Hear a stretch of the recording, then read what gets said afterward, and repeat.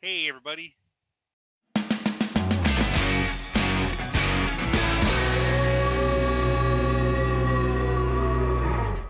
Welcome to the Blodgett Show.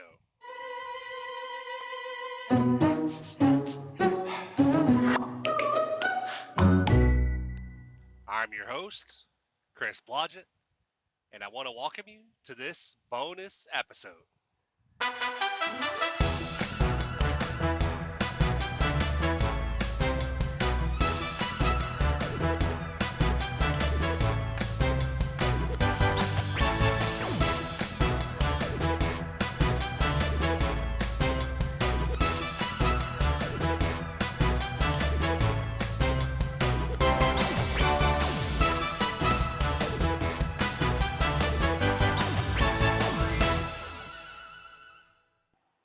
Hey, everybody.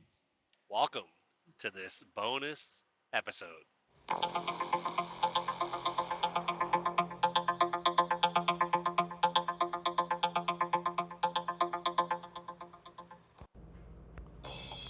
Hey, guys. Welcome. I hope everybody's been doing well this past few weeks, and I apologize about my absence. It's not going to be a normal episode. I'm actually wanted to drop in your feed this week, kind of on a odd day, mainly because of it's not Tuesday, it's not Friday, whatever. Well, technically it's Friday, but no stories at the moment. But I do have episodes recorded. We do have episodes coming out. I meant to have one come out this week, but we can thank my good friend Dave. I was actually recording an episode, I think Monday night, possibly. I was gonna try to get an episode at least posted Tuesday, for Real Talk or whatever. But halfway through the episode, Dave called me, so it was like, well, shit. So as you guys will see this next week on Tuesday or whatever, when that one comes out, you'll hear the part of the episode where the recording kind of like statics out for a minute, and then of course I come back, and that of course I explain what happened afterwards. So, but wanted to drop in your feed a little bit early, basically just give you guys an update. I know that it's been a couple weeks. Haven't gone, I'm still here. Things are still rolling. Just trying to get back in the swing of things.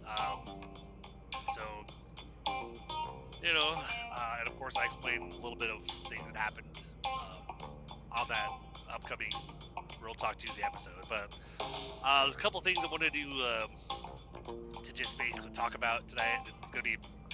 Should be fairly short on this episode. It's not going to be too long. It's mainly just updating you guys, whatever. And I don't want to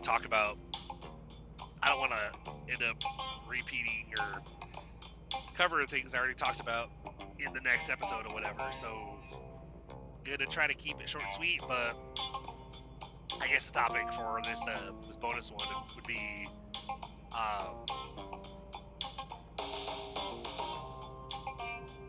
basically doing what you gotta do, even if you're the only one doing it,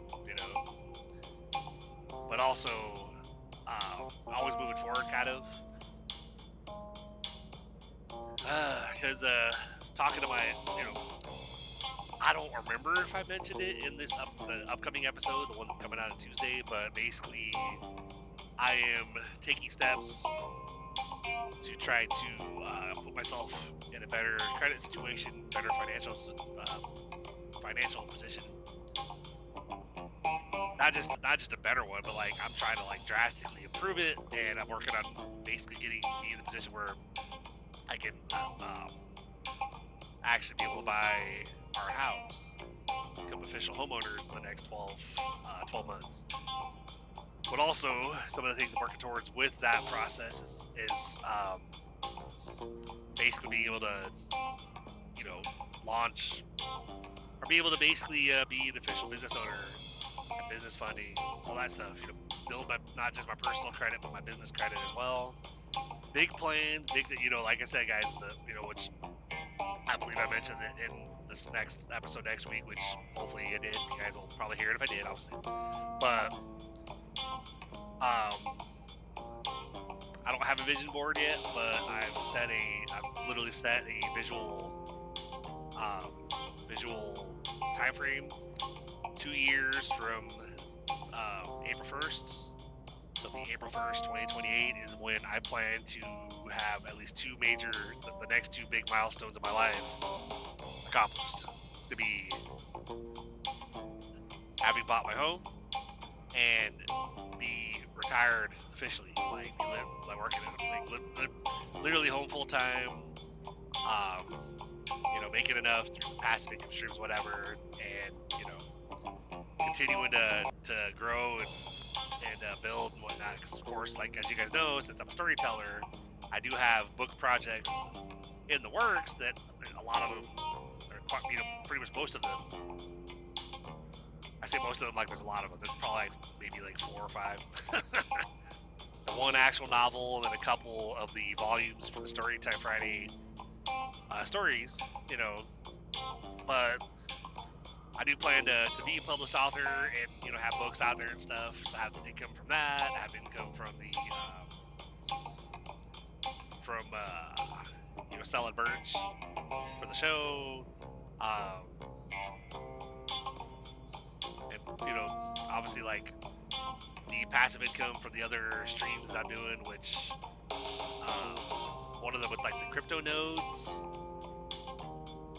We earn off the transactions and stuff. Like that one, I believe I'm trying to remember what the actual, because I haven't I know I just listed on the captions on the episode descriptions lately, so I haven't really mentioned it in the actual show. So I'm trying to remember exactly what the website that I believe had it redirected to, or I redirected one of my domains I had for something else. I think it was passivebitcoin247.com. That should redirect it, or take you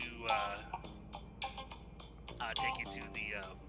It's basically Bellator. It's like they got different kinds of nodes, and basically, they've officially launched in the United States. They're global. They've actually got a bunch of other countries they've launched it as well. And basically, we get paid in this token, PNIC token, whenever any of their POS terminals that do crypto transactions, basically they do a transaction, and everybody that has one of those nodes, or one of the nodes, we get paid. So check it out, passivebitcoin247.com. But otherwise, I'm going to throw out some other links for you guys. You can find me on social. The podcast social on Instagram is literally at Blonde Show Podcast. Personal socials for me would be Instagram, TikTok, and Facebook. TN Trucker Chris. Find me on X at CEAZ Freedom. And Facebook or YouTube at Christopher Blodge. But and anybody who wants to support the show, by all means, go to blodgetshow.com/support. Much appreciated. Anything and everything helps. Obviously, it's not gonna lie, been at this a while, not a lot. I really haven't seen a whole lot, but I'm not really, as far as me running the show, it's like I kind of do what I can with what time I got. So it's kind of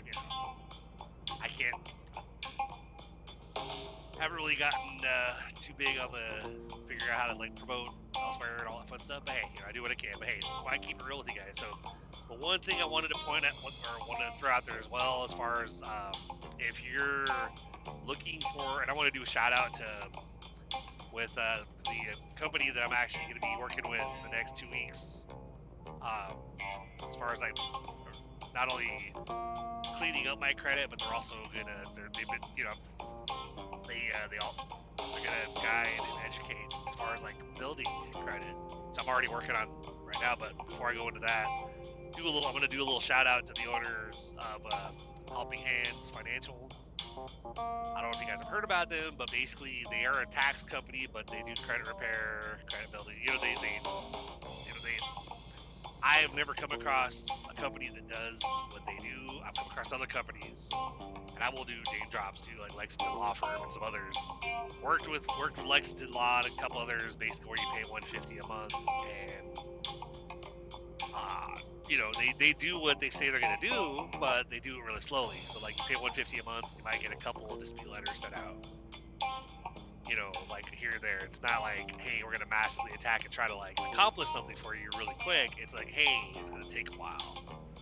Guys, one thing I want you to you know, if you've looked into credit repair, if you're struggling, if you know you have bad credit, lots of charge-offs and stuff, it doesn't have to take years to fix it. It can actually be done at max probably around 6 to 12, but typically 3 to 6 months with helping hands. But you know, it depends on what kind of, like if they're getting rid of like bankruptcy or repossessions and stuff like that, those can take a little bit longer, so like 9 or 12 months, whatever, but not a couple years. It's interesting to be able to say that I was one of them, that I'm actually experienced in, you know, working with other companies that basically I paid for their service for like a year and a half, and maybe had like 6 items drop off, but still had bad credit. But with helping hands and stuff, I'm really looking forward to working with them, because they literally will they freeze the secondary bureaus or secondary agencies or whatever, which I didn't even know about. I wasn't aware that there were secondary ones. I thought just the 3 main ones: Experian, TransUnion, and Equifax. But I guess these secondary ones basically are the ones that have all the information, and that's where, you know, so they freeze those, and then they basically go after all the negatives, and they can't verify it because you've frozen those other agents, those other bureaus or whatever. So I didn't know that. I learned, you know, because like there's a, oh man, I wish I could think of the name of the website off the top of my head and stuff. Might be able to while I'm on here all that stuff.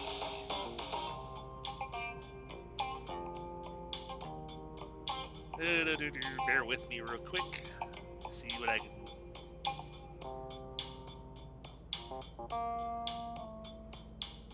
Go to, so it's 700 club guaranteed. That's with an EED, guaranteed.com. 700 club guaranteed.com.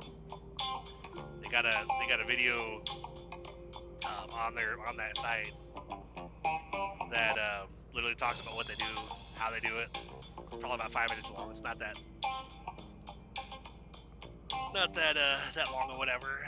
And just go back to recording here real quick. There we go. I had to bring up the browser and stuff and kind of look for that tab, because of course I got like 100 tabs open on my browser on my phone, and so I was able to. So 700clubguaranteed.com. The 2 owners of the company are actually Miguel and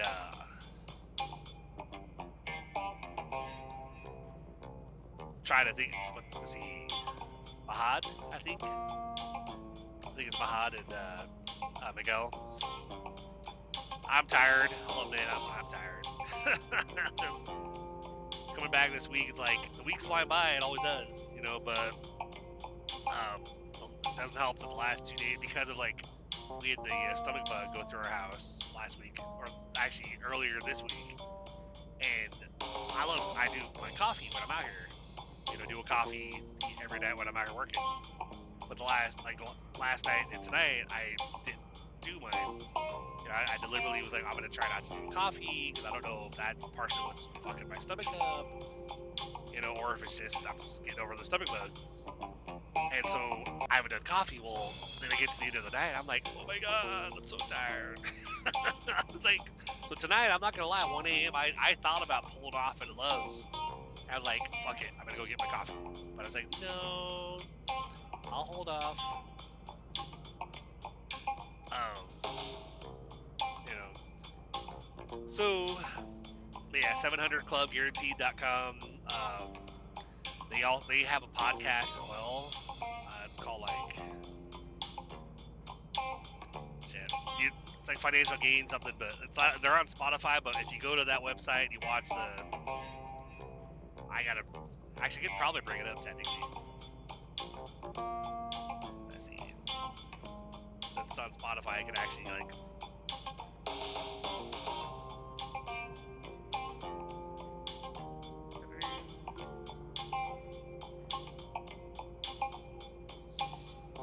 Just one sec here.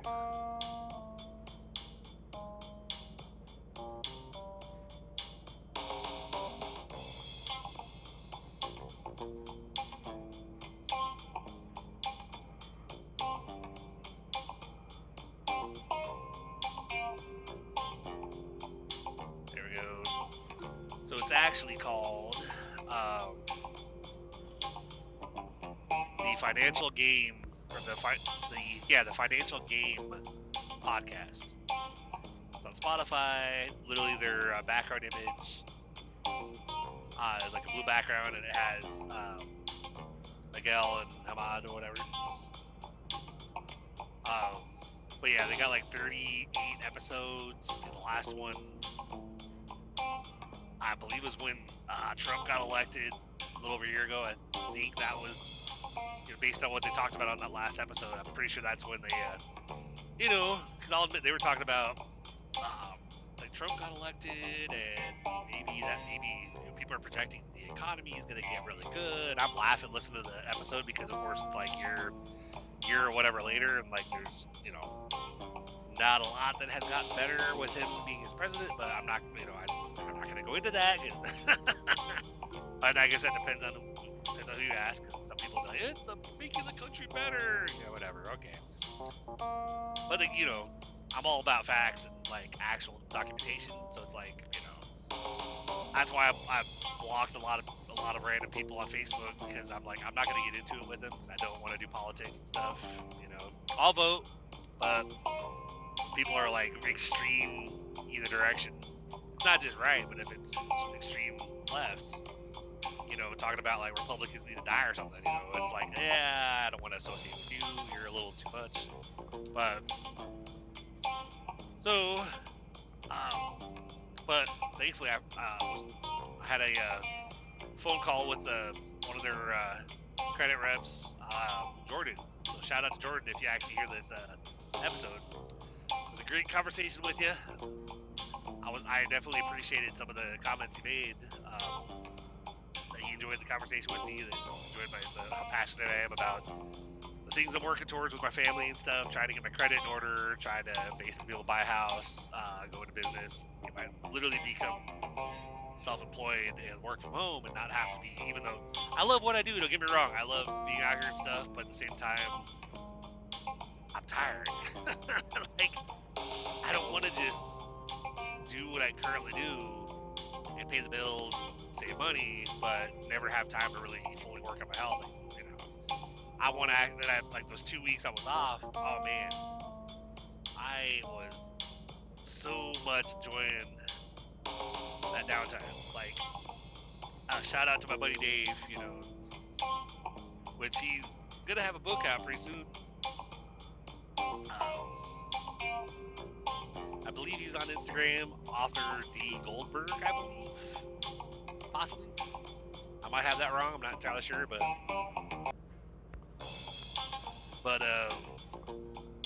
yeah, he's working with a publisher and stuff, and they're editing and doing all the finishing touches and stuff, working on his first book. He has a couple other ones that he's completed that are going to be up next, but he's getting the first one published and working on that. So like, hey, that's cool, it's always fun to have little chats with him about, like, because when I mentioned, like, yeah, just like, say, have you gotten write much about on your work on your writing?" And I'm like, "No, I don't have the time. Like, I'm literally, like I get home, I eat, go to sleep, get up, go back to work. You gotta find the time, bro." I'm like, it's easier said than done.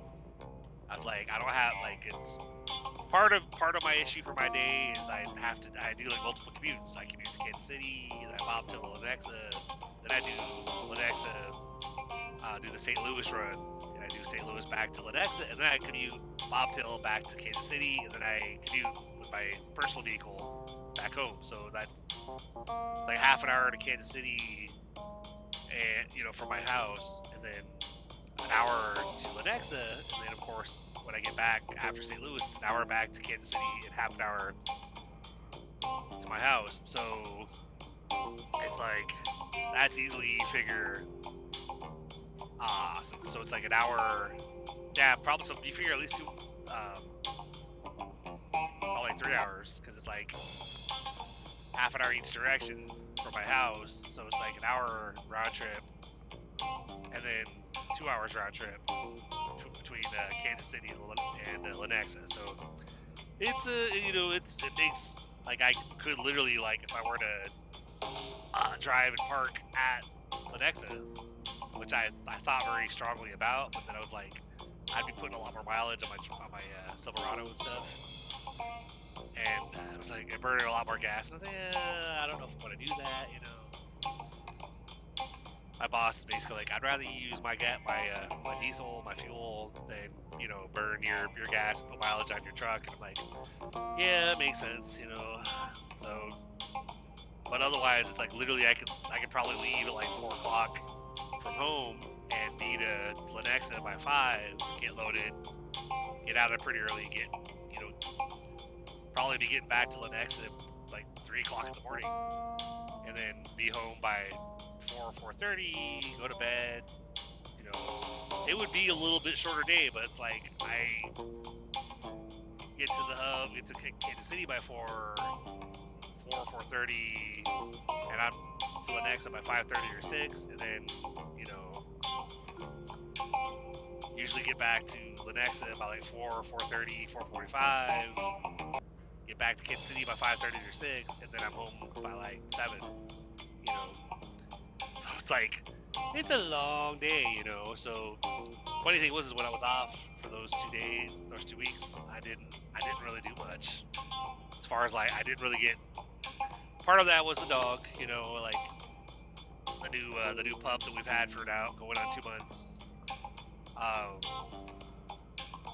was spending a lot of time with her, trying to work on her and stuff, because she has her issues with the nippiness and whatnot. I kind of explained a little bit of something that happened in that next episode. That's why I'm not going to talk too much about it. But I was literally trying to just enjoy the time off, try to enjoy any time with the fam that I got, because my wife was still working even though I was off. So I was enjoying one time with the kids, even though how it is. Time with the kids, it's like they hang out with you when they want you to order food or whatever, Except for every so often, I would go out and sit on the tailgate in my truck watching the sunset from the driveway or whatever. My youngest would come out there. She would have put the cat in the little harness with the leash or whatever. She'd bring the cat out, and we'd be sitting in the back of the truck, and I'm like, this is nice, But I just try to make the most of it. So that's why it's like I don't know if it was because of hanging out with the dog, or hanging out with the fam, but the days weren't flying by as fast as I was expecting them to. So I appreciated that. So that's why it's like I don't feel as tired right now as I know I did when I got off 2 weeks ago. It was like I got off and I was like, oh my god, I'm so fried. I'm still fried, but at least I'm fried and not as badly as I was before. Because I actually had 2 weeks where I actually got regular sleep, lots of hanging out and whatnot. So did have a couple nights in a hotel room back in Nashville, so that was nice, But it's funny though. I gotta actually, because I still have the same VA doctor. I didn't switch it up here in Kansas City, and I still have my doctor down there in Nashville because I get my meds shipped, they get delivered. So it's like, if I have any issues, I just literally message my doctor like, hey, I'm having such and such. Is there anything you prescribe? He goes, yeah, I'll order such and such. All right, cool. So I'm like, I don't want to switch doctors. At least for a while if I don't have to. Just to switch doctors, like, yeah, I'll switch locally. I don't want to do that. I've had this doctor for a couple years now, and I kind of like to just keep it the same. Plus, I have friends in Nashville, so I don't mind the idea of going down there on occasion to do blood work and do the physical and whatnot. But the funny thing was, and I don't think I talk about this on the next episode, but if I did, when you guys listen to it, I apologize. But the VA, when I got back here, back to Missouri, I got a message from the VA on the app or whatever saying, like, you qualify to get reimbursed for mileage to your. I'm like, oh, really? And of course, I went and checked it out, and it said, like, estimated mileage paid $400 and something or $470 because it's a 1,100 mile trip. And I was like, oh, cool. So I was like, cool, all right. So I went ahead and I submitted the claim. I got my disability paid on the first, and of course it was the regular amount. So I'm like, okay, I wonder when I'm going to get that 400 or whatever. That would definitely help towards bills or whatever. It catches the head a little bit on stuff. I went and looked to check on the claim, and it said, like, your claim is $12. And I'm like, what the hell? And I looked at the information on why it was that much. It's like, the reason why this decision was made is because there is a facility that's closer to you for the service that you received. I was like, yeah, but my doctor isn't up here, he's down there. And I didn't go to that one, I went to the Nashville location. But the way to appeal that dumbass decision is not electronic. I have to fucking print a form and mail it to them. And I'm like, so I told the fam, I said, yeah, so I'm only gonna get like $12, which is weird because I got a deposit this morning from the VA, but it was only $6. And I'm like, okay, so what happened to the $12? Like, why did I get a $6 deposit? Which is not the $12 you guys said, which is definitely not the 400 or whatever that I'm supposed to get, So I told the fam, I was like, so I have to appeal this. My wife's like, $12 for mileage to Nashville? Like, yeah, because they're like, well, you're close to another facility. I'm like, yeah, but I don't care. I didn't go there. I went somewhere else. So I'm going to appeal it and see. But hey, fun times, guys. Fun times. So sorry about got off on a little tangent, a little ramble. But I really, part of me, I really wanted to do this bonus episode to do the shout out for helping hands and stuff. So that website, 700clubguaranteed.com. If you're looking for credit repair, stay away from, those other companies that, if they say, one fit. Because I actually had one recently before I got in touch with Helping Hands. I was sitting on the couch. This is last week before I came back to work. I was sitting on the couch, and I had this. I guess I'd responded or something, or requested info on a thing that basically it's like a Facebook thing, whatever. And then I got a message on Messenger. It's kind of one of those business ones where you get an automatic message. And it was about a credit repair or whatever, like, hey, we help you repair your credit, blah, blah, blah. We do it pretty quick, whatever. I'm okay. I was like, I'll check them out, why not? Cause I had one that I was working with in Nashville that actually I paid him like $80. I don't know what happened to him, because it's like Dan, I think he was called like Dan the credit guy or something. I don't know where I found him. I think I found him on Facebook too, actually. But got in touch with him, went on his website. It's like $80 or whatever. And basically, what he had me do, he had me go on this one site, and I had to get my credit reports from this from whatever the site was, and then I had to send them to him or to his company, and then basically they would comb through my reports. And they wrote up letters to all three bureaus addressing pretty much everything on the credit report, updating information trying to basically disputing and trying to get things deleted or whatever because of inaccuracies and whatnot. And basically with the intent that within like a couple months, within like 3 months or whatever, you'd see a lot of stuff fall off and your score would just skyrocket. And that one wasn't even about credit building. That was literally just about like cleaning up your credit and seeing your score skyrocket. So still not quite as good as Helping Hands. I thought it was pretty good at the time, but then I got the letters from him. There's stuff I had to do, like I had to get like proof of address, like that's my birth certificate, driver's license, whatever. And you guys sent like an electric bill or something for proof of address. And I did it for my wife too. Like I had because our reports are pretty, our credit's pretty much, because you're married, your credit basically kind of similar. You might not have all the same stuff, but if you have joint accounts, you're basically your credit, So I had edited the documents a little bit after I did mine, edited them a little bit to have her information out there.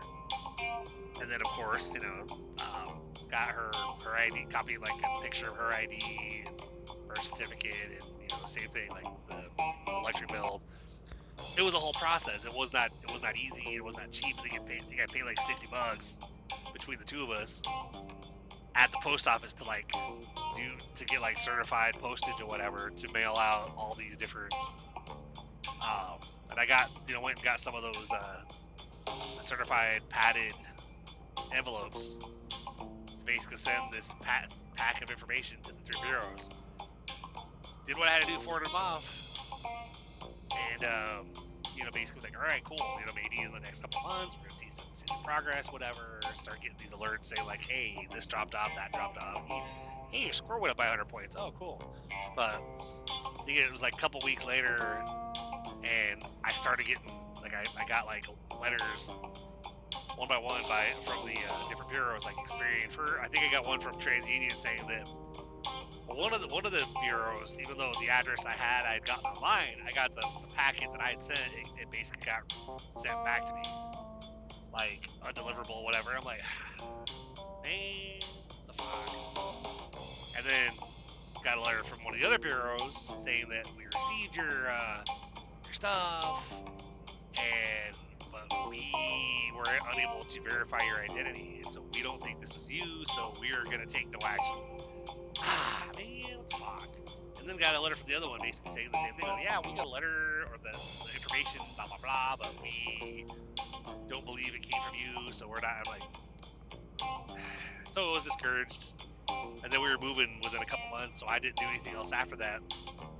Even though I'd reached out to Dan and kind of explained it. He's like, hey, have you seen any results from what you emailed out? I was like, yeah, I got these letters back from the bureau saying that such and such. And he was, oh, okay, well, would you send them for your proof of address or whatever? I said, I sent such and such. He goes, this is probably the issue.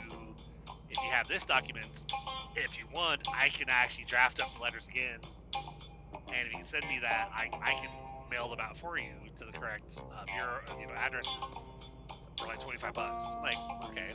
I was like, yeah, let's do it. But I never got around to doing it with him because we were moving again, like, a month or two, whatever.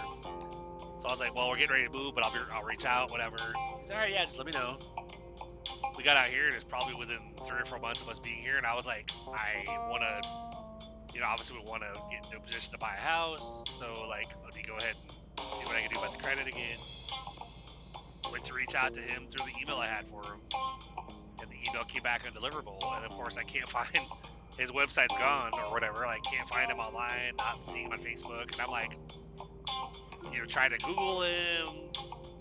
I mean, there's other results for Dan the credit guy, but of course Dan's a pretty common name, so there's probably other Dan credit guys out there, and it's like, what the fuck, So I've been kind of like looking around, checking like doing searches and stuff, trying to find credit repair or whatever that I can trust. So I came across the one that I was talking that, where I got that messenger request, and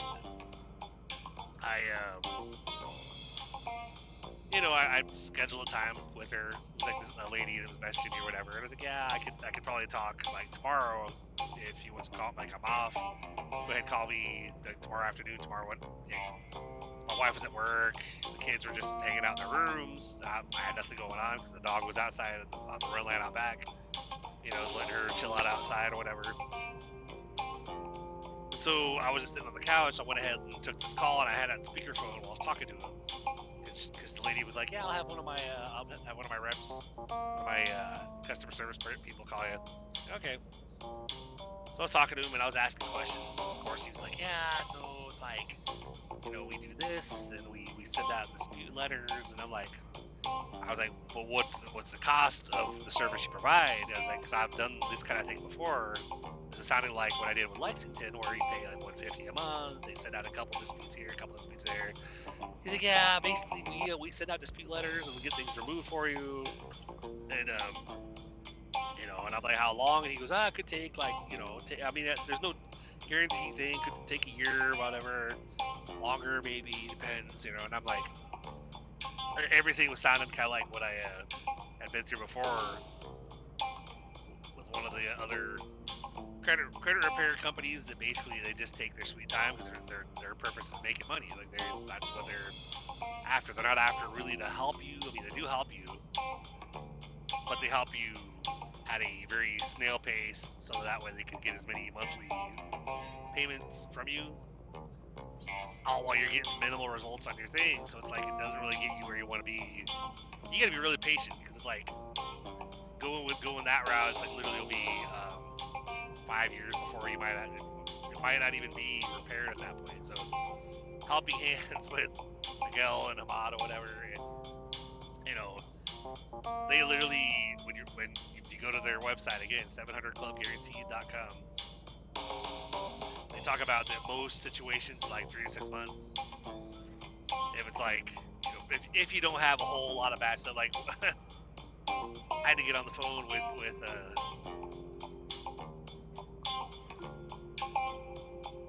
the guy I talked to today, which, like, you know, again, I'm tired. My mind just blanked. I'm like, who did I talk to today? Man, so tired, man. Hell, I had it happen earlier too. I was leaving the hub in St. Louis to head back towards Kansas City, and there's, you know, when you, as far as like speaking positivity in your life and like manifestations or whatever, one of these things that I say every single day to try to continue to speak positivity into my finances and, you know, manifesting abundance and wealth, whatever. Started to say this phrase that I always say every day, and I got halfway through and suddenly I was like, "What's the rest of the phrase?" And I was like, "Holy shit! Like I say this every day. How do I not know what?" But then by the time I got to the security shack, I was like, "Oh yeah," you know, because I came back. So I'm like, but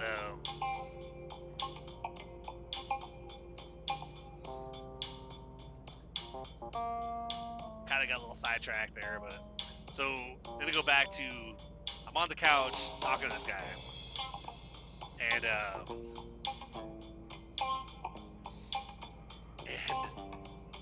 as I'm asking him questions, I'm like, so I'm a little hesitant because I've done this kind of thing before, you know, where I pay $150 a month, and, you know, it's like I don't want to pay for a year. I said I've got 12 months to be able to buy my house, unless we move and go somewhere else. But I was like, you know, we love our house, we love to buy it. You know, we have like they'll work with us 12 to 15 months. You know, as long as we can get qualified at that time. The current property management landlord, whatever, they will literally, like, we could, you know.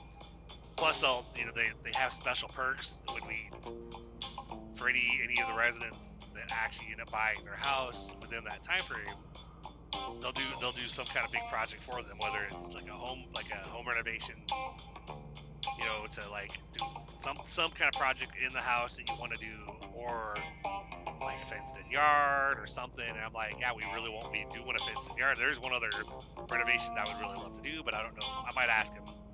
Be like, hey, there's two things. Like, we want to do the fenced-in yard, but we also want to see if we can do a remodel on the master bathroom to maybe make it, because it's long, and it's got like a regular tub shower, we'd have to extend it into like our closet a little bit to make our, because we have a pretty big closet. It's like, you know, my wife on one side, me on the other side. We'd have to extend into that and make our closet smaller to make the bathroom bigger. But it's kind of what we thought about, like making the bathroom, do what we could to see if we could make the bathroom bigger and having like a better shower situation in there. Still have a tub, possibly, but you know, maybe like a walk-in, one of those walk-in, we close the door tub where you can technically sit down or you can get in the tub or whatever. You know, something that's better than what we have now a little bit, and more room and whatnot. So I might ask him, but hey. So I was explaining to the guy, like, hey, we have we have like 12 months to do this. I can't sign up and pay $150 a month and then have it be like 12 months and we barely budge. He's like, so I was like, I'm just hesitant because, you know, this sounds familiar. And he said, well, let me send you a link for where you can look at our reviews. Okay. And of course, like he sent me, so he texted me a link to Trustpilot. And of course, you know, 5-star review, blah, blah, blah. I looked at a lot of positive reviews, didn't see any negatives, whatever. But of course, I'm instantly skeptical. I'm not saying anything wrong with Trustpilot. I know Trustpilot is, you know, obviously there are legit reviews that companies get, but I also have heard, I had a suspicion. It's one thing if you have reviews on a site that you can't actually manipulate. So like literally he sent me that link, and the first thing I did when I looked at that Trustpilot reviews is I opened up another browser. I typed in Google, can Trustpilot reviews be faked? Very first response, and this is kind of me trying to educate you guys out there too, like follow your gut. My gut the whole time was telling me, yeah, don't you know, sign up with this company. Not saying they're scammed, but just don't sign up with them because you're gonna basically just pay money and not see it. You know, you're not gonna actually accomplish what you're after. So the first result on Google literally said yes. Reviews on Trustpilot can and often are faked, mainly because companies can basically buy reviews. They can pay to get. It's like paying for traffic, like you get, or paying for bots to comment on stuff, or paying for followers, like buying followers on Instagram or something to make your account look like you're this big ass account. You have 2 million followers. It's really nobody real. It's just you know. So immediately I went back to the call and I ended the call. I blocked the number. I went onto the messenger and I blocked the account that the lady was messaging me from, because I'm immediately thinking, yeah, I don't trust this. I don't feel confident that this would be a good idea to work with them. And literally, I didn't realize at the time, off to the side, my daughter was right behind me. She goes, so was that a scammer? And I literally went, Jesus Christ. Because I didn't realize she was there. And so I laughed and I was like, well, no, I don't think the company's a scam. I said, but I've worked for the company like that before, and basically you pay basically the whole point that what they try to do is they get you to sign on with them, start paying them monthly, and then you know you're paying for it for a while. You might see one thing edited here, one thing deleted there, and you know you don't see the results. And at the time when I'm doing this, like because thinking about it now, I hadn't had anything to do with Helping Hands yet. I hadn't you know, been listening through the podcast, you know, through the Financial Gain podcast with Miguel and Ahmad or whatever. So knowing what I know, it's literally like now I'm trying to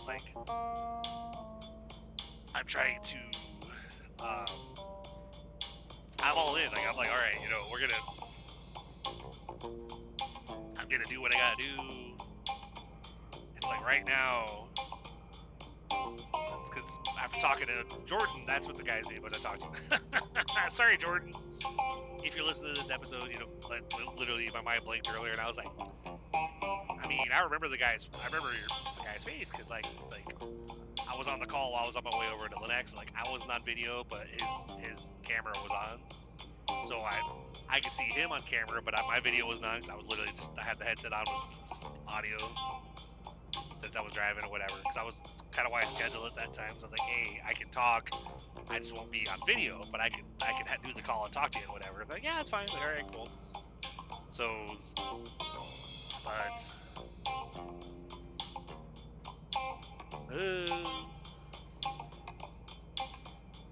Again, you know, it's like get off on a tangent and go, what was I saying? What was I trying to say? But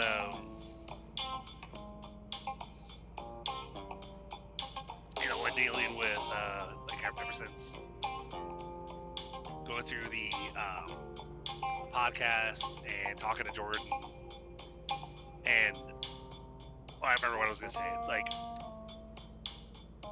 basically, I'm gonna start working with him. I'm gonna pay the fee, and then it's like, you know, there's like a little bit higher fee initially, and then it's like $100 a month, plus like $20 a month for the, you know, the monthly fee for them, but the $20 monthly fee for the credit monitoring.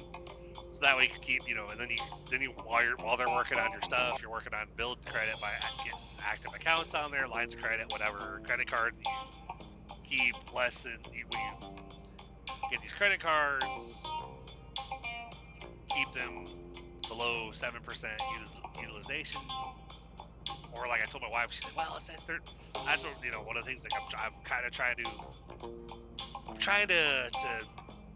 do with my family different than what was done with me as a kid, because like I don't remember my parents are pretty they've always been, my mom made really good money, my dad was retired military, but we always had a nice house, they, you know, always had what we needed. If we needed, you know, to, like new clothes or shoes or whatever, like, you know, but I don't remember my parents ever having any financial talks with us, you know. So I never, like, you know, getting out in the world and getting married to my first wife, and basically, you know, I had a couple credit cards back then that were a couple grand each, whatever, and it's like I felt like I was on top of the world. Like, hey, cool, got approved for a $3,000 limit, awesome. But then you get laid off from your job and you use that card to live on, like pay for groceries, whatever. Too many people. And this is one thing that that's on the podcast. If you guys go check it out. Especially if you got bad credit and you want to actually like fix it and actually like turn your life around, your financial life around, definitely check it out. They're definitely worth talking to. But a lot of people use credit cards. They'll put them aside, and be like, "It's only for I'm gonna hold on to it in case of emergency." You don't want to use credit cards for emergencies. Like, you want to have the credit cards and keep the usage really low.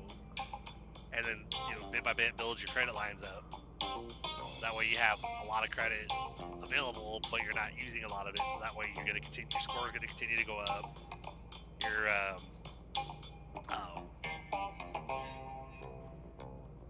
utilization will continue going down, because as your credit limit goes up on all your stuff, but you're still keeping your uses down, you'll go from like, hey, you're 7%, but you gain like 10,000 extra on a credit limit. That means your uses went down even further. But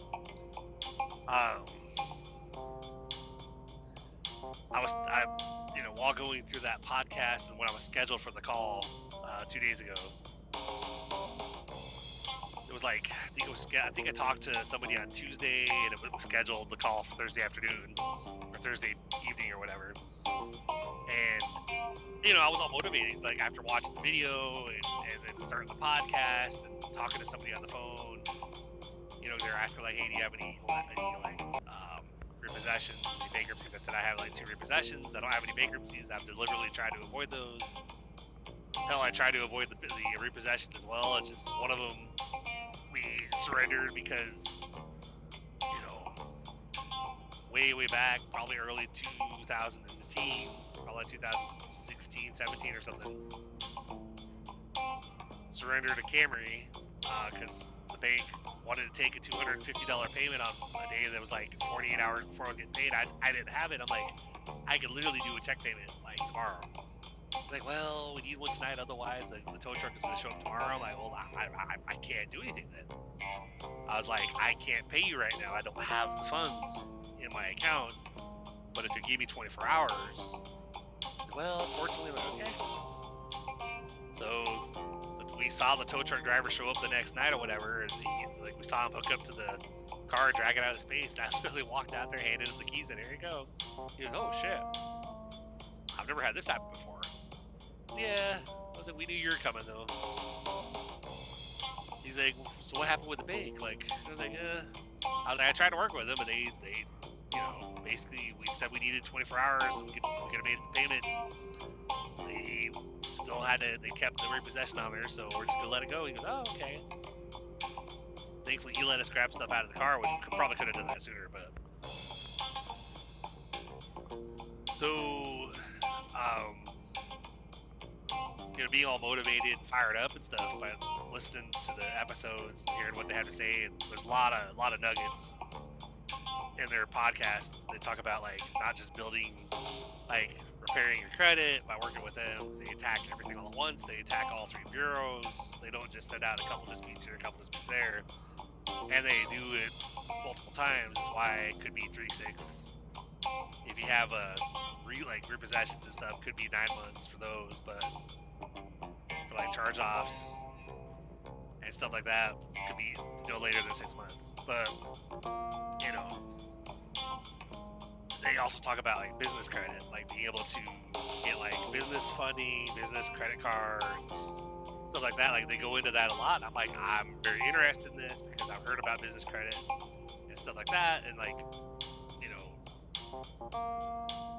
I could tell, and so I did a message in our group chat with my family, basically like talking to the kids, because my oldest does tattoos.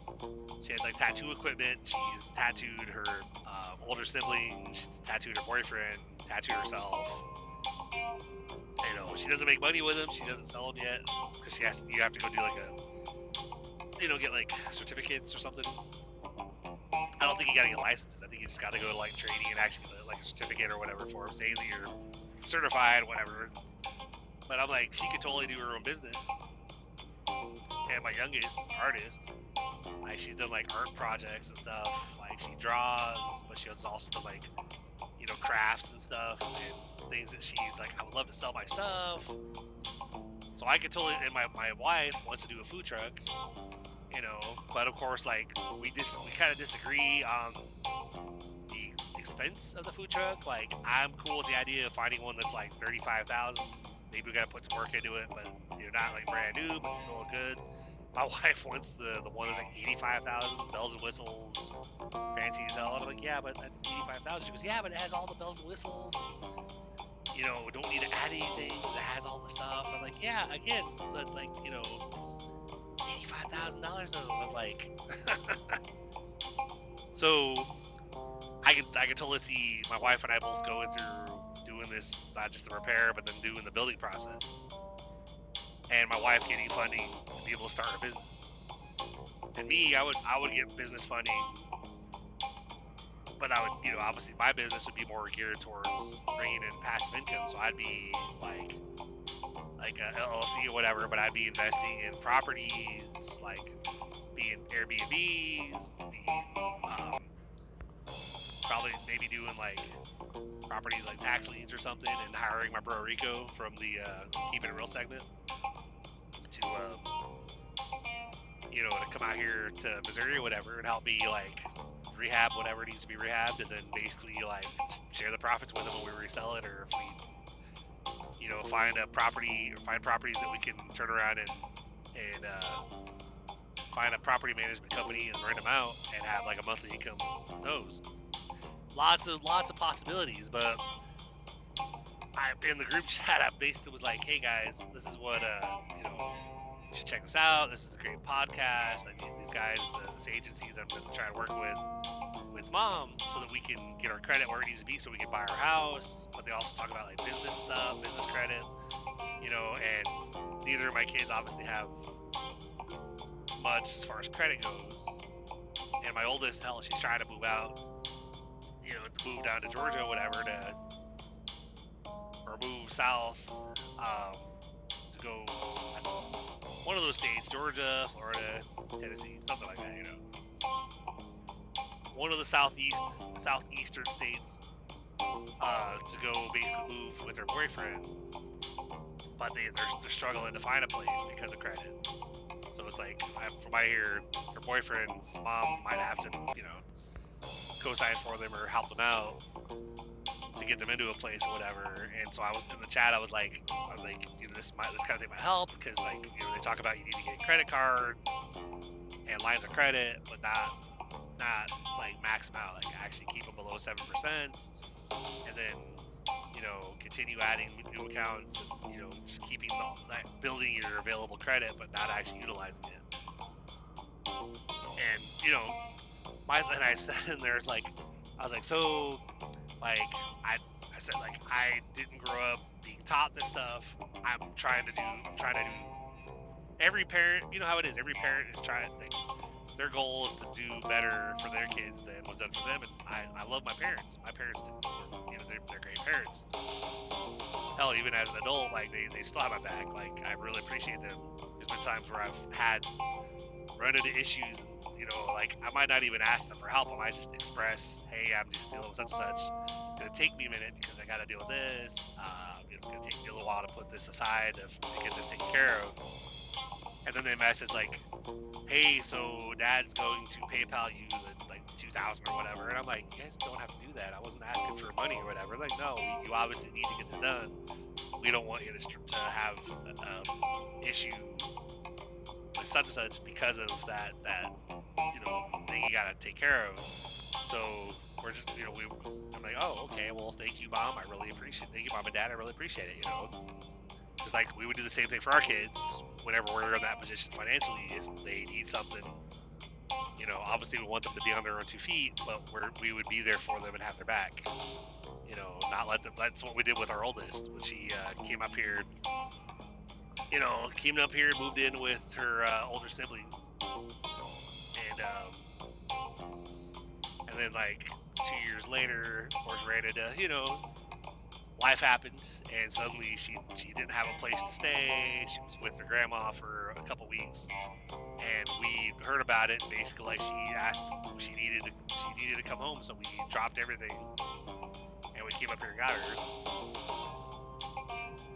And so it's like, obviously, as parents, we're always gonna be there for our kids, you know. So, but I was like, you guys should really check this out. Like, you guys should listen to this podcast. Like, and I was especially talking to my youngest, like, you know, like, you just turned 18, so now is like the great time for you to start learning, like, teaching yourself this stuff, like, you know, getting credit, but not you know, not using it, depending on it, and, you know, working your credit, you know, your credit score up, your credit profile, whatever, because then by the time you're 25 or 30, you could potentially, you know, be in a really good spot and already have your own house, you know, your own, like, your dream car, and not be hurting for money or whatever, and be pretty well off. So it's like, I joked with Jordan. I was like, you know, my thought process is, I'm like, I'm trying to, you know, I'd rather try to give them, you know, as a parent, you try to give your kids advice, you try to guide them, and it's up to them whether they're gonna take your advice. Which, you know, speaking from experience, I've been there too. My parents, before I got married to my ex, they were not a big fan. Like, they told me, like, hey, don't do it, don't get married, you know, blah blah blah, go to college and do this and that, you know. And of course, like, they went off on my ex while we were both in college, and then she basically decided, fuck you, I'm gonna move back to Texas. Gave me an ultimatum, like, you're welcome to come with me, but if you want, you can stay here, I don't care, you know, I want you with me. And I'm like, well, I don't want to lose you, so I guess I'm gonna come with you. So I left college and moved to Texas with her, and then we were married for five years. It was like the longest 5 years of my life, because it was not a very, I wouldn't say it was an unhappy marriage. It just wasn't a great one.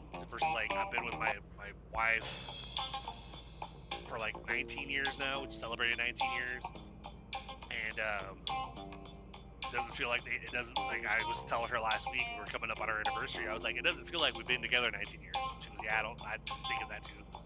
Because time flies, you know. When you're in an actual good relationship or whatever, it's like it doesn't seem like, you know, time is going by really slow or whatever, you know. So, but you know, back like there's multiple times in my life when I was younger that my parents tried to guide me, and I look back now and I regret some of the choices I made that actually ended up hurting them financially, and of course like hurt them emotionally, whatever. But I look back now and I've even told them like, Dad, Mom, like I'm sorry. Like I wish I would have listened to you back then. But I guess age, you know, you grow wiser with age. So like looking back, and I'm like, you guys are right. You know, I was like, but I guess that's just how it is. So if you listen to this and you're a parent, and maybe you're trying to get your kids to listen to you, you're trying to give them advice, but they're gonna do, you know, I'm not saying don't try. But I'm saying just, you know, yeah, try to give them advice. Try to be like, hey, like I really think you really need to consider such and such. But keep in mind and understand that they're probably, I mean, maybe if like the stars align and, you know, you're lucky, they'll be like, oh yeah, Dad, Mom, you're right. Like that's a good idea. I should totally go about things that way. But most likely, they're gonna do what they're gonna do because they think, you know, it's their life. They think that, you know, what their plans make more sense. Like with our oldest, you know, like she's planning to move out of state to go move in with her boyfriend and have her and her son and her boyfriend or whatever. Probably, I'm guessing, future husband, you know. But like I'm trying to approach it differently than my wife's. I'm not saying she's trying to approach it too much differently than me, but she's trying to give my oldest more of the you guys really should like try to look up here, because like so that way you can still have us here, you know, near you if you need us, but down there you're not gonna have us. Like you'll have us. We'll do what we can up here, but we're not gonna be able to, like, we're not gonna be able to watch your kid or step in for you or come get you if you need to. But I'm doing the approach like, you know what, like we had this issue years back where she left and we didn't talk for a couple years because it was a big thing. It just was not a very good situation. I don't want to go through that again. I want to maintain a good relationship with my kids, so especially, you know, like both of them, but especially my oldest, since we've already been through a rough time. We're good now, but I'm trying to do the whole, you know what? Like, I'm asking questions like, so how, like, any updates on the house front? Like, did you guys find something? I'm like, I'm looking at it like, yes, obviously I want her to stay up here because I want to be near her and the grandkiddo, but again, like what I said earlier with, like, your kids are going to do what your kids are going to do no matter what you, like, you know, maybe you get lucky and they actually, okay, yeah, you make a good point, Mom or Dad. Probably, most likely though, they're gonna take your wisdom, but they're gonna think, nah, I'm gonna go do this because this actually is what I want to do. I want to have my own place. I want to be on my own. Okay. So I'm basically approaching it like, you know, because obviously, like, I want her to have what she wants. I want her to be independent, you know, have her own place, whatever. But because I also want, you know, what you want. You know how it is. Like, you don't want to have your kids like have to depend on you. And you know, it's been since we've been up here. Like, she's working now. Stay in your lane, dude. Got this truck on past that kind of drifted in my lane. I'm like, no, stay over there. But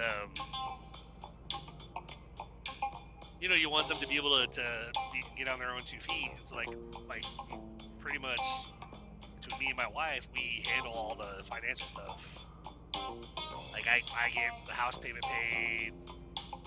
A lot of times the utilities as well. My wife, she covers like her own car payment and other miscellaneous small bills or whatever. But my, my oldest is basically, she lives at home. Doesn't have to pay any of the bills, but it's all, always like obviously using electricity and like doing tons of laundry because it's her and her kiddo. So it's like she's using the utilities, but we try not to ask her for much of anything. So that's part of why when talking to like friends of mine about the situation, like, hey, there's like Allie's looking at moving out in a couple months. They're like, does she pay any of the current bills? I said, no, not really. Like like I said, I pretty much handle the majority of it. So my wife handles a little bit, but as a breadwinner, we take care of everything. They're like, they're asking questions like, well, like, has she ever paid her own bills? I said, well, she lived on her own for 2 years when she moved out, but she was living with somebody. So I was like, I'm not sure how well it's gonna go, but I was like, I'm just trying to be supportive because it's what she wants. Like, she wants to go down there. She thinks it's the best thing to do. So I was like, I'd rather support and have her go down there and live life. And what do they say? Sink or swim. So, but on the chat, that's why I was trying to be like Allie, like you and Logan should really look into this. Like some of these, like basically some of the things I'm trying to do right now, before getting officially started, is I'm trying to work on the credit building part. So I've got my self credit card that I believe I actually saved from getting it closing. I managed to get like a payment in at the tail end when literally the day that says like your self credit card and it's closing today, and I went on there and made a payment thinking, crap, I lost it. But of course it didn't fully close. It went from 80 days past due to 5. I'm like, did I keep it from closing? Like, do I just need to now pay it off and I'll still have an active card? Like, oh man, that'd be awesome, because I thought I lost it, but I'm thinking I managed to save it. So I got to pay that off to get the utilization on that down. And I restarted there's a couple other services like DeFi for, it's kind of some free advice for you guys. If anybody who's also trying to think about repairing their credit, building whatever, you can't just delete stuff and clean up your credit report. You also want to build, have open accounts, that are in good standing, and like their credit card accounts, you want to have them not much on them, so that way, keep your utilization down, because then your score is going to continue to grow. You're going to continue to grow your credit lines and stuff. But I was telling my oldest, I was like, you and your boyfriend need to, look into these like self credit builder. I signed up for one earlier called Super, like super.com or whatever. It's like the program is like Super Plus. And it's like $5 for the first 60 days, and then after that it's like $15 a month.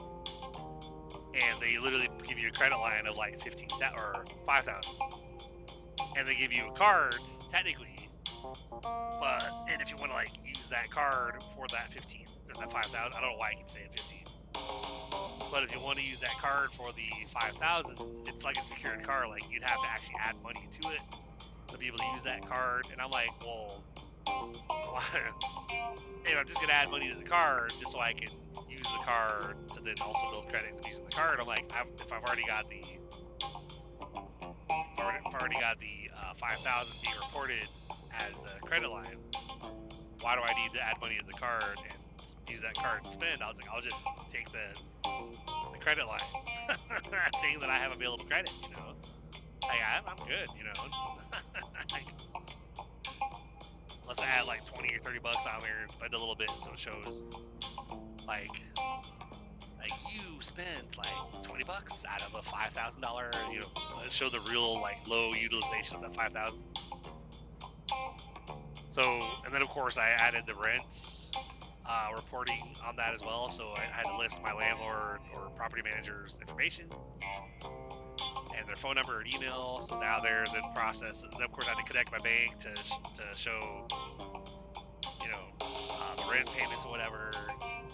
So I guess they're getting in touch with the property management to verify the lease information I pay like an extra 15 because it's like free moving forward, but it's like 15 to backtrack the past like 12 months as far as like reporting from the last 12 months. So it's like I'm looking forward to when they verify that, because that'll show rent for the past 10 months,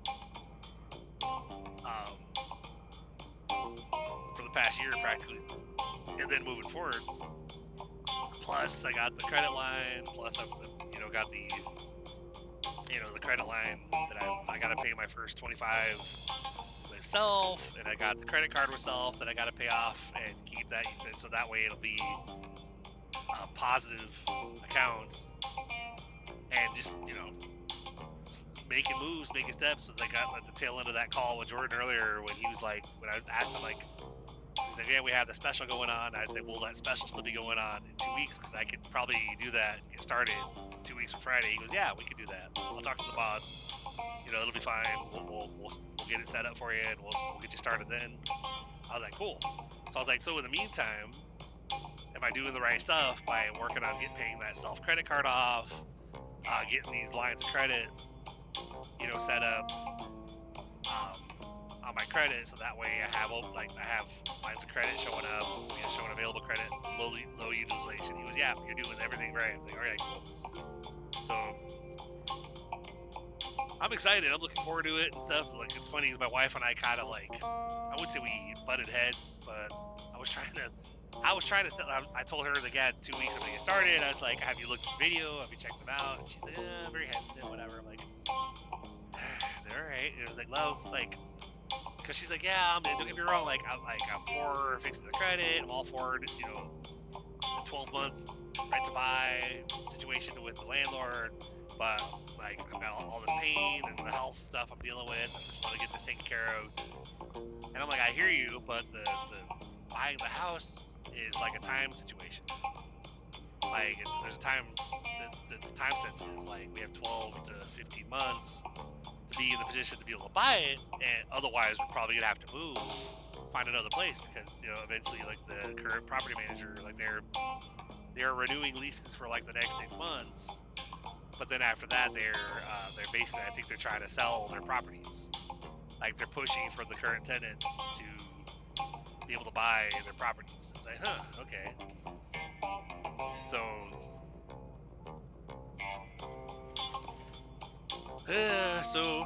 I thought, well, I told her, I was like, well, at least I'll try to do what I can, and if it ends up, I have to be the one to end up getting the mortgage myself, because I can't apply. I had said to her, I was like, well, if we don't both do this, it might end up being just me on the mortgage, because if you're not there yet, because we waited, then that just is what it is. She's like, well, I'm not saying I'm not going to do it. Like, I get you in there, then maybe a couple weeks, and then get me in there, but right now I'm stopped. I'm like, okay.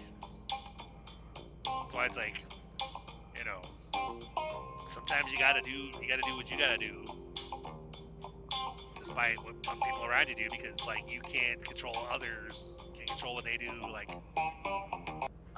you can't force your kids to actually get their license to drive. Can't hell, sometimes, like, I struggle even getting my youngest to be able to go to school, because, like, I'm sick. Like, oh, like, you missed too many days. It'll be fine. All right. A couple times I've actually paid $25 recently just to be able to get her a doctor's note, so that she wouldn't have an unexcused day and have to come back next year, because that's how many days she's missed. But, like, you're like a month away from graduation. Can we please go to fucking school? Please graduate, because, like, if you're in school next year, I'm going to be saying, I tried to tell you, like, I've been telling you, go to school, and you're like, well, yeah, but I was throwing up. I was like, yeah, but me and mom, if we're sick, my wife does call out on occasion, but for the most part, me and my wife, if we're sick, we're up, if we're able to get out of bed, like, we're literally going to work. If she's throwing up, though, because she works with food, she has to call out, because she can't work around food and be the flu and whatnot. But me, if I could be upright, because I'm out here by myself in the truck, I'm out here, So, but anyway, guys, again, I'll throw that website out there for you, 700clubguaranteed.com. Go watch the video if you guys are looking for credit repair or whatever. And then, there's an apply button where you can fill out your information, and then they'll get on the phone with you. Then they'll schedule a call, kind of technically a Zoom call, but, for me it was like literally audio, but I saw Jordan on camera or whatever, and was able to kind of talk about things like what I'm looking to do and stuff like that. My goal of, being fully working from home in like the next 2 years, and homeowners in the next 2 years, actually the next 12 months. And it's like, instead already been, I told him like, I've already gone through the podcast. I'm like episode 32 right now. He's like, oh shit, yeah, you're almost done. He goes, but it is coming back. Like, Miguel's actually, he's got to do a house or whatever. He's actually got to do recording space. So they're gonna actually be coming back. I'm like, oh cool. I was like, that's awesome, because I was kind of not looking. Whenever there's like an end to a show, I never look. I always like dread getting to the end of the show because then you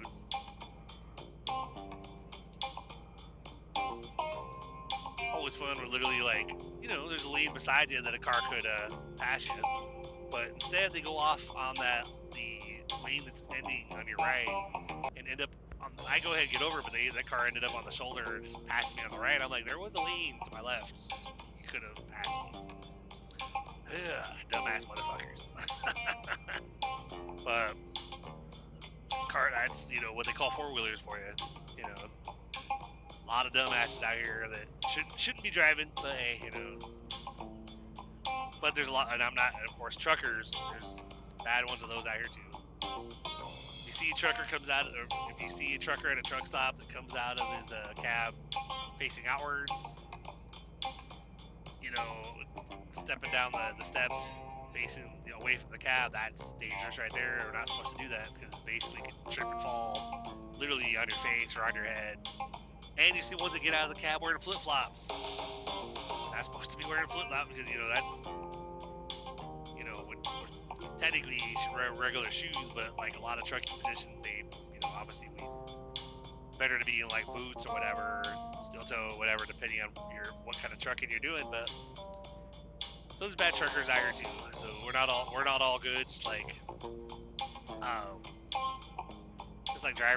four-wheel drivers, like the car drivers, they're not all bad. There are a lot of bad ones out here that tailgate or weave in and out of traffic, cut people off. They're the ones that you see either like down the road, there's a big pileup because they cut someone off, caused an accident. Not worth it, but anyway, y'all, I'll quit rambling. I know this episode's gone on a little bit longer than I intended initially when I hit record, but hopefully I gave you guys some gold nuggets. And who knows, if Jordan and Miguel and Hamad or whatever end up checking out this podcast, because as Jordan did actually ask me, text me your podcast. I'm like, oh really? Okay, cool. Because I'm slowly growing it. You guys check out the Instagram at Logic Show Podcast. I'm slowly getting a follower here, a follower there. Randomly, it's like, you got a new follower. Oh, cool. So it's a fairly new social media account. That's why there's not a whole lot of followers, not a whole lot of posts at the moment. But with the time I have available, I'm doing what I can. At some point, the show will be huge. Have a lot of listeners. Have merch. Have donations coming in to support the show. Lots of stuff. But I am literally a one-man show, one-person show. Because eventually maybe I'll be working with my kiddos or whatever. But right now, one-man show. It's all me. Everything you see on here is basically me trying to do what I can to make it work. And continuing to move forward and refusing to quit. So it's like those. So to close it out, guys, it's like those the things I always say. We only fail if we quit, give up, and walk away. So as long as you keep getting back up, every time you fall down, every time you fail, you get up, you keep trying, you haven't failed yet. And one other saying is we have to believe we can, believe we will, and we're already halfway there. And and then all we have to do is go out there and make it happen. And anything that you want in life, no matter what it is, you can make it happen. It is possible. Hell, being rich, having $1 million, having a fat bank account, having the house of your dreams, multiple businesses. It's one of those things that I try to talk about with my family, with my wife and kids, because it's been said at home a little bit, a couple times, like, where they talk about like my wife, for instance, like former coworkers, she's talked about like them complaining about, oh, we have 3 houses, blah blah blah, we had to do such and such. My wife basically tells me this. She goes, oh, geez, like, I just want 1 house, and I'm like, well, like, we have to make it happen. Like, I just want my food truck. I can't wait. Like, someday. I'm like, yeah, well. I was like, unless you take action, it's like in your life. If I'm not saying you as in talking to my wife, I'm saying you as in general. All of us, if we want things to happen, certain goals, certain career aspirations, certain achievements that we're after, we have to be the one to do it. Like, we have, like, that's why I'm mentioned in that the upcoming episode that's coming out on Tuesday, that I'm probably gonna be getting, I don't know how.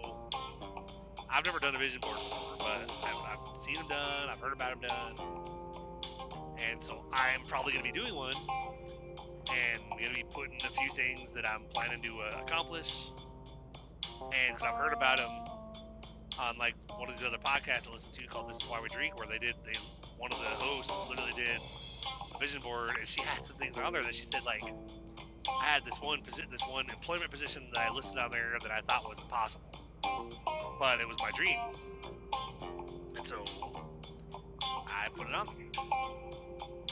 And then of course, like 6 months later, she got offered that position, and was totally blown away that she actually got that position. That she didn't expect it to happen.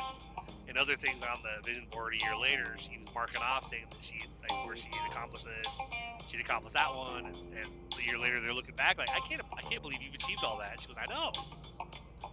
So it works. Manifestation, power of positivity in your life, believing that you can, and believing that you deserve it, and believing that you will accomplish the thing that you're after. So, and I can kind of speak a little bit from experience, being back there in Tennessee, trying to get out of Nashville, trying to get into a house, trying to get into a better rent situation, get into a better job. And back there, like, I was not 100% happy in my position back there, because my manager basically ran me like a dog.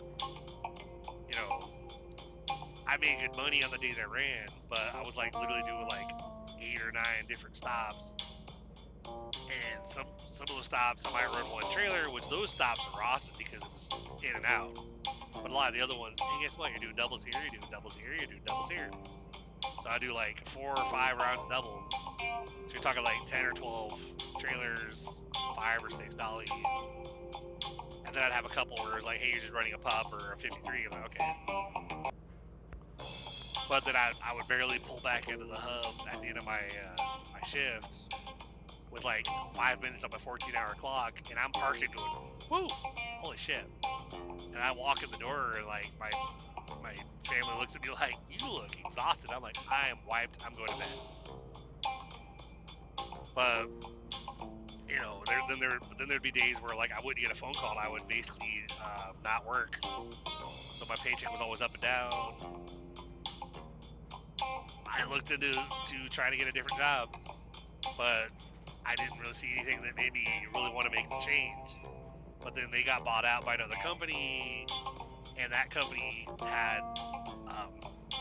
locations all over, quite a bit over the United States. They had actually a hub, or they had like a base, you could say, out here in Kansas City. So it was like I was looking to come out here anyway. Like technically, by this point I'd already found I got the back pay for the disability, for the VA. I found the housing community out here, the current house, 4 bedrooms, 3 bathrooms, all the fun stuff. Like everything we needed, better than an apartment.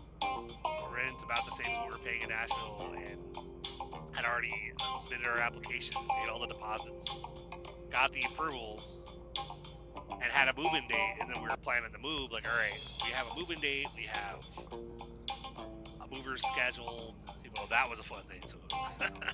But then I was just like, all right, I just need to figure out if I can transfer up here and still drive for FedEx, or if I have to switch. And thankfully, like, they got bought out.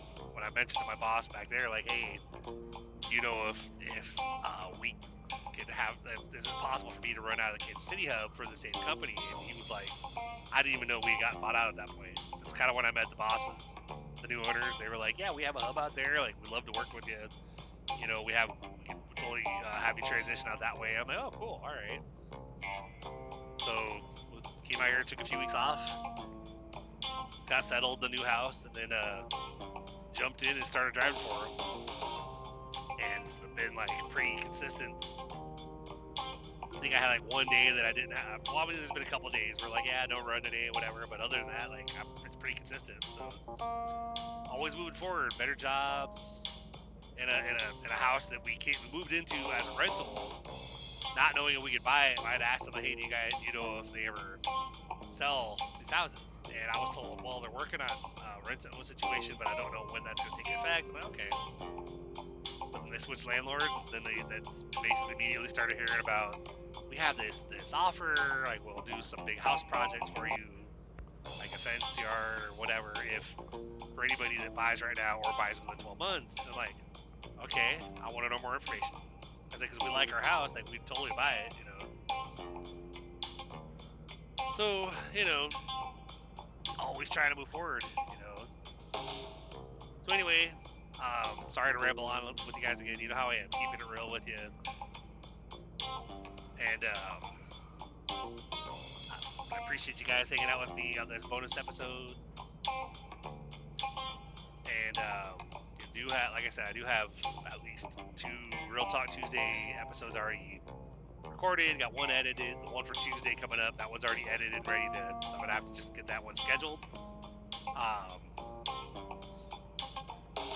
gotta get, I have like a story written, but I gotta get, other stories. I'm thinking about just doing Real Talk for a little bit, maybe trying to get a collection of stories recorded for like at least a few weeks, like 3 or 4 weeks, and that way I can just basically then just, get them posted, and that way we'll have like a month or a month and a half of stories basically that'll be scheduled, just automatically posting on Fridays. But like I said, trying to get back in the groove, after a couple weeks off, dealing with the hand injury that you guys will hear about on that next episode. I swear, guys, I've seen drivers out here. It's like I'm watching this semi in the lane next to me that's like literally 5 feet behind a car, like riding the guy's ass. Like, you're in a truck. Like, why are you tailgating a car? Like, I don't know why people do it, man. Like, they some of these cars and trucks do it. They'll literally get like 2 feet from the back of a car or a truck. Like, them being a foot back from you is gonna make you get over. Or they'll go off at the shoulder and flash their brights at you, like, you need to get over, man. Like, dude, there's another lane, get over and pass me. And especially when there's like 4 lanes and you're, 3 lanes are vacant, you happen to be in the lane behind one car in that lane, but you're just riding their ass like, dude, you're in my way. Dude, get over and use one of the other lanes and pass me, come on. Quit being a dick. So, but anyway, guys, again, anybody wants to support the show, go to blodgetshow.com/support. Find us on social at Blodget Show Podcasts. Check out that website for helping hands or whatever. It's the 700clubguaranteed.com. A little shout out to Miguel and Ahmad and Jordan. If you guys happen to come across them, check out the show, whatever. Appreciate our conversation, Jordan, and I'm looking forward to working with you guys. I'm looking forward to looking back, you gotta have hope, guys. Like I know too many people that go to their jobs, my wife included, go to their jobs, not be 100% happy in their jobs, come home and complain about their jobs. Like there's always something wrong. Like, this person was a bitch to me or whatever, or this person said this, man. I just can't. Like, man. It's like you gotta. One of the things that Miguel talks about in one of the episodes is how, like, you gotta feed your brain, feed yourself, your mind, whatever, positivity. Like if you always are looking and seeing the bad in the world. It's like my former friend D that I told you guys about way back at the beginning, like complaining about life. This sucks, that sucks, everything sucks, nothing's ever gonna get better. And and then she and I had a falling out because I was always like try to see the good and stuff, like the humor. Now, does that mean that I don't have shit going on mentally, whatever? Of course I do. Everybody does. We all have mental health issues. But I randomly will find the stupidest shit, and I'll just laugh my ass off about it, And of course, my bro Rico, he's like, bro, I don't understand. Like, you're weird, bro. Like I don't even think that's really that funny. But it's not as funny as you're making it out to be. He's like, bro, you need to lighten up. I was like, bro, you need to smile more, man. Like, I understand maybe it's not funny to you, but like you're too serious. Like, lighten up, bro. He's like, no, I'm pretty lightened up. It's just I don't understand why you think it's so funny. I'm like, but friend D and I, she's like, she basically kicked me to the curb. She's like, you're always joking around and laughing. You're never serious. I'm like, because I'd rather laugh than cry, And being that I'm out here alone as much as I am, it's a lot easier. It's really, really easy to randomly be listening to a song that has a verse that you can really connect with or whatever. And all of a sudden, I'll be singing that song, and suddenly I have I just break down, I'm tears streaming down my face, because I can relate in the song, just. So it's like you gotta find the good in the world. You gotta find the good in life, positive, whatever. You gotta focus on that. Like focus on what do they say? There's that one saying or whatever. It's like focus on what you can control. And there's that one if you're a spiritual guy, whatever, spiritual person. There's that one. What is it? The Serenity Prayer. It says like, Lord, help me to accept the things that I cannot change. Help me to change the things that I can. And grant me the wisdom, or the serenity, I guess, is what probably the wording in there. But grant me the serenity to be able to tell the difference between the two. That prayer hits me deep every time because there's so much of life that we can't control. So much of life that you know what they say, if it can go wrong, it will go wrong. But the important thing with all that is basically how you react to it, like what you do. Like that's why I'm always saying it's like you only fail if you quit, give up, and walk away. So it's like, and the Thomas Edison quote I love to use, where it's like he didn't find 999 ways or he didn't fail 999 ways. He found 999 ways that didn't work. But on the 1,000th attempt, his invention worked. And that, again, figuratively, because I don't know how many attempts he tried to get the light bulb. I think it was the light bulb. I might have that all wrong, but if you do 1 million attempts and then you finally make it work, you didn't fail. You never failed. You were just fine. What is the acronym for that? Like FAIL for fail, first attempt in learning. Fail, you get back up, try something else, and focus on what you can change. Don't worry about the things that are out of your control. Surround yourself with positive people that motivate you. That's one thing too that Miguel and Hamad talked about that, like, you know, I've heard that quote before where he said that you are the sum of the 5 people that you're surrounded with, or that you surround yourself with. So if you surround yourself with people that are partiers, that get paid and are broke within 24 hours, then basically you're probably going to follow in that same thing. But if you are wanting to be wealthy, like be a millionaire, have businesses, your dream house, not have to work 40, 60, 80 hours a week like some of us do, or like a majority of us do, you surround yourself, you interact with the people that have. I've heard that too. Like you want to find somebody that has the results that you're after, that you're seeking. Follow them and do what they do.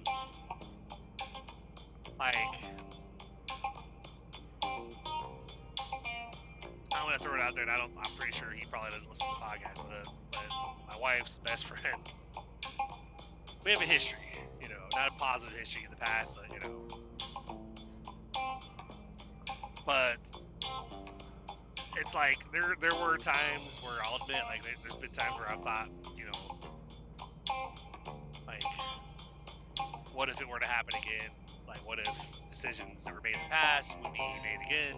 I'm trying to be vague on purpose, trying not to get names or say what happened. But then I think to myself, I'm like, there's been some big things that I've done in our house, like, because I'm always trying to make things better for my family. I'm trying to work towards giving all of us the things that we want, giving us the lifestyle we want.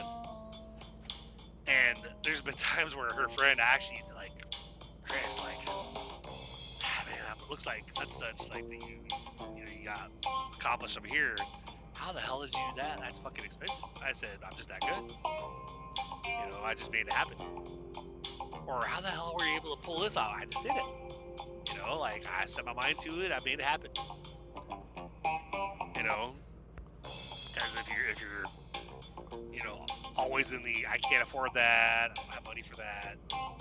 You know, like, or saying things like the negative words like I'm broke. You know, like you don't want to use those words. Like you don't want to say I'm broke. You don't want to say I can't afford that. I don't have the money for that. You know, I try to use words like I don't have the money for that right now. Like that's not in the budget right this second, but I'm working on it. So hope I gave you guys some nuggets, some gold nuggets this episode. Sorry for a lot of rambles, but you know how I am. Like I'm just out here keeping it real with y'all. And again, check out that podcast, the Financial Game Podcast. Go to the 700clubguaranteed.com, watch the video, and get in touch with them if you're looking for credit repair and some education on how to build your credit, get to the 700 Club, 800 Club, to be able to get like high lines of credit, to continue building that credit score, to build business credit, to open businesses, invest, really change the lives of your family or whatever, make things happen. You know, like Hamad always says on the show, he's like cash is king, credit is power. You know, but you gotta be able to manage it and stuff, not have like a $50,000 or $100,000 credit limit and max it out, but be able to have that credit limit and manage it to where you only spend what you can pay back, and you keep it under control. You know, we've all been there. We've all got credit cards in the past, and I'm just gonna touch it for groceries or whatever, and we max it out. But then you get laid off, you can't pay your bills, and so your credit card closes. I'm looking forward to working with them and getting in a really good financial situation where, so I've kind of always been envious of my parents because like they've moved a couple times. Like we moved from Nebraska, like into another Nebraska town when I graduated. So of course they sold the house, they bought another house, they sold that house, moved to Iowa. And then they sold that house and moved to Oklahoma. And you know, every time they would sell their house and buy another house, and I've always been like, I have yet to buy one house. Like, we've had apartments, we've rented houses, but it's always been because, you know, credit, and it's like, I really wish I could have found something like this 20 years ago or 15 years ago, back when, you know, my wife and I had been together a couple years, because we were trying to buy a house back in like 2012, and I really, really wish that it would have worked out back then, because we loved that house. Like, it was what they call a twin, so it's like a double. It's like a duplex. They call them twins out there, and really, really nice. We had an arrangement with her. We were renting for like 2 years, and we were working on our credit. You know, and of course, like, you're talking to like Quicken Loans, and they're like connecting you with like credit repair specialists or whatever that would say like, oh, you got to pay this off, got to pay that off. You know, and you're doing what they said. Of course, your credit's not changing. So it's like, really wish I would have found these guys back then, but they weren't around back then. So it's like, if you're looking for something to help you get out of that credit rut, you've come to the right place. You're here at the right time. Go check them out. Go talk to them. They can help you get out of that rut and fix what you're trying to fix and stuff. Again, guys, it's like, on here, it's like me trying to give the advice to my wife and kids. Like, my wife will either jump on board with me, or it'll just be me basically getting that rock star credit and getting us our house myself. And my kids will either take my advice and start working on their credit now at their young age, or they won't, and later on maybe they'll be like, Dad, you were right, I should listen. You know. I'd just kind of laugh and probably be like, well, I figured this conversation was coming eventually. I ain't gonna say I told you so, but, you know, I'm not surprised that we're having this conversation. But like I said earlier, guys, you know, as a parent, that's just how it is. Like, all we can do is we try to be better than how we were when we were that age, and we try to give them advice and try to guide them, and they either take it or they don't. So that's all we can do. So on that note, again, I went even longer than I was intending closing this out, but hope you guys are having a great week. Keep doing what you gotta do. Keep pushing forward. Keep believing. And never doubt your ability to achieve the things that you want to achieve. It might take years, but make a plan. Start putting in action steps, and everything that you want can actually happen. But you gotta believe it first, and then you gotta go after it and make it happen second. And then surround yourself with like-minded people that are gonna lift you up and not hold you back.